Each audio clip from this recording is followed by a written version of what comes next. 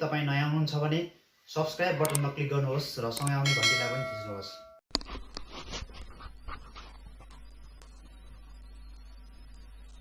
नमस्ते, म रबिन मोक्तान।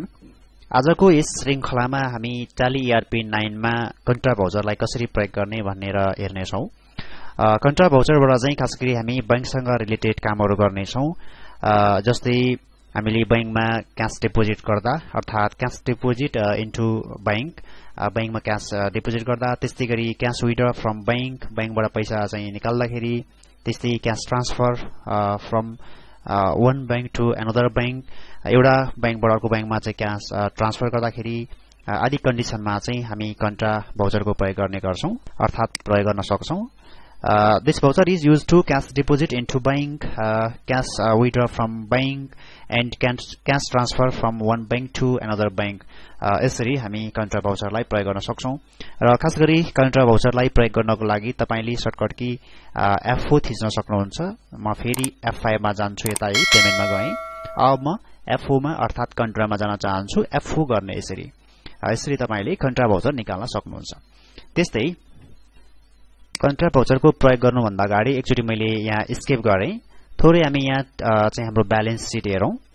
ब्यालेन्स शीटमा जुन हामीसँग अहिले करेन्ट एसेट 5,15,000 छ, जुन म इन्टर गर्छु, र हामीसँग क्याशमा अहिले 5,05,000, त्यस्तै बैंकमा चाहिँ जम्मा 10,000 छ। बैंकमा हामीसँग नबिल बैंकमा 10,000 रहेछ। मैले स्केप गरे। त्यस्तै म अकाउन्टिङ भाउचर्समा जान्छु र म कन्ट्रामा जान्छु। अब सुरुमा भने हामी क्याश डिपोजिट गर्ने नै काम गरौं। क्याश डिपोजिट गर्दाखेरि तपाईले सबैभन्दा पहिला यहाँनिर चाहिँ क्याश सिलेक्सन गर्नुपर्ने हुन्छ र तपाई कति डिपोजिट गर्न चाहनुहुन्छ यो तपाईले यहाँ ब्यालेन्स राख्न सक्नुहुन्छ। जस्तै अहिलेलाई म 1 10 100 1000 10,000 लाख मैले 1 लाख रुपैयाँ राखे। त्यस्तै म यहाँ डेबिटमा चाहिँ नबिल बैंक राख्छु। हाम्रो नबिल बैंकमा अघि 10,000 मात्रै छ, मैले अब यहाँ 1 लाख रुपैयाँ राखे। अब 1,10,000 हाम्रो हुनुपर्छ। त्यस्तै म यहाँ जुन नरेसन राख्छु, being cash deposit into Nabil bank भन्छु। मैले यसरी इन्टर गर्छु। अब थोरै मैले ब्याक गरे। यहाँ तपाई ब्यालेन्स शीट गएर यहाँ हेर्न सक्नुहुन्छ। हामीसँग पैसा जतिको तति नै छ, पैसा बढेको होइन, जस्ट हाम्रो चाहिँ क्याशबाट हामीले बैंकमा राख्यौं, यति मात्रै फरक हो। तपाई यहाँ देख्न सक्नुहुन्छ अहिले हामीसँग 1,10,000 रुपैयाँ चाहिँ यहाँ बैंकमा जम्मा भएको छ र हाम्रो यतापट्टि क्याश चाहिँ घट्यो हैन, तर बैंकमा चाहिँ यहाँ बढ्यो अमाउन्ट, जुन तपाई यहाँ देख्न सक्नुहुन्छ। त्यस्तै म फेरि यसैमा जान्छु। त्यस्तै गरी अर्को चाहिँ म के गर्छु भन्नुहुन्छ भने यो हामीले क्याश डिपोजिट गर्ने काम गर्यौं। अब इन केस तपाईले बैंकबाट यदि चाहिँ पैसा निकाल्नु पर्यो भन्नुहुन्छ भने सबैभन्दा पहिला कुन बैंकबाट निकाल्ने, तपाईसँग पैसा कहाँ छ भन्ने कुरा हुन्छ। हामी थोरै अहिले यहाँ चेक गरौं। जस्तो एभरेज बैंकमा हामीसँग चाहिँ पैसा छैन रहेछ।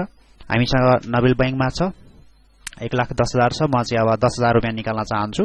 र तपाईले जहिले पनि क्याश विथड्र गर्दाखेरि क्रेडिटमा चाहिँ बैंक अकाउन्ट राख्नुपर्छ, जुन मैले नबिल बैंक भनेर यहाँ राखे। यसमा म 1 10 100 1000 10,000 1 10 100 1000 10,000 10,000 रुपैयाँ मैले यहाँ राखे। त्यस्तै डेबिटमा तपाईले क्याश भनेर यहाँ राख्न सक्नुहुन्छ। मैले क्याश राखे यसरी। अनि यहाँ तपाई चेक नम्बर राख्न सक्नुहुन्छ। त्यस्तै मैले अहिले यहाँ राख्छु narration being cash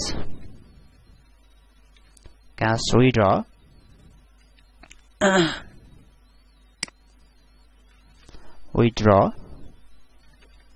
from Nabil bank भन्छु। अब हामी यहाँ हेर्न सक्छौं। जस्तो नबिल बैंकमा अहिले जम्मा 1 लाख मात्रै पैसा छ, तर यतापट्टि हामीसँग क्याश चाहिँ भने यहाँ बढेको छ 4,15,000 मा। यहाँ अघि हाम्रो 4,05,000 मात्रै थियो। त्यस्तै तपाई यहाँ गएर पनि हेर्न सक्नुहुन्छ ब्यालेन्स शीटमा यतापट्टि आएर, जुन हामी यहाँ हेरौं, यहाँ हामीसँग अघि 1,10,000 रुपैयाँ चाहिँ थियो बैंकमा भने यतापट्टि क्याशमा चाहिँ हामीसँग 4,05,000 मात्रै थियो। मैले फेरि स्केप गरे अनि म फेरि अकाउन्टिङ भाउचर्स भित्रै जान्छु। त्यस्तै हामीले दुईटा काम गर्यौं, क्याश डिपोजिट गर्ने अनि त्यस्तै गरी क्याश विथड्र गर्ने। अब क्याश ट्रान्सफर गर्ने काम गर्छौं। अब मानौ तपाईले जस्तो एउटा बैंकबाट अर्को बैंकमा क्याश ट्रान्सफर गर्नु पर्यो भन्नुहुन्छ भने सुरुमा तपाईसँग कुन बैंकमा पैसा छ त्यसलाई तपाईले सिलेक्सन गर्नुपर्छ वा क्रेडिटमा तपाई पैसा भएको बैंक सिलेक्ट गर्नुस्। जस्तै मसँग अहिले नबिल बैंकमा 1 लाख रुपैयाँ छ जुन एभरेस्ट बैंकमा हामीसँग छैन।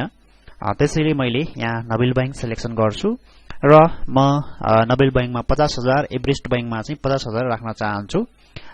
अब यहाँ म ब्यालेन्स राख्छु जस्तै 1 10 100 1000 10,000 इन्टर गर्छु।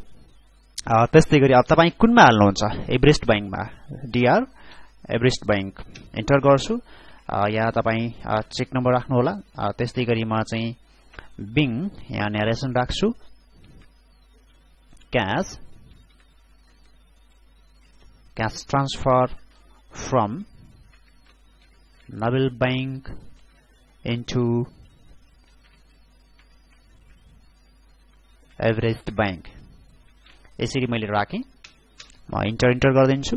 अब हामी यहाँ हेर्न सक्छौं ब्यालेन्स सिट बैंकमा जतिको तति छ 1 लाख नै हो हैन, तर दुईटा बैंकमा एभरेस्ट बैंकमा 50,000 नबिल बैंकमा 50,000। यसरी हामी कन्ट्रा भाउचरलाई प्रयोग गर्न सक्छौं। हस्त धन्यवाद।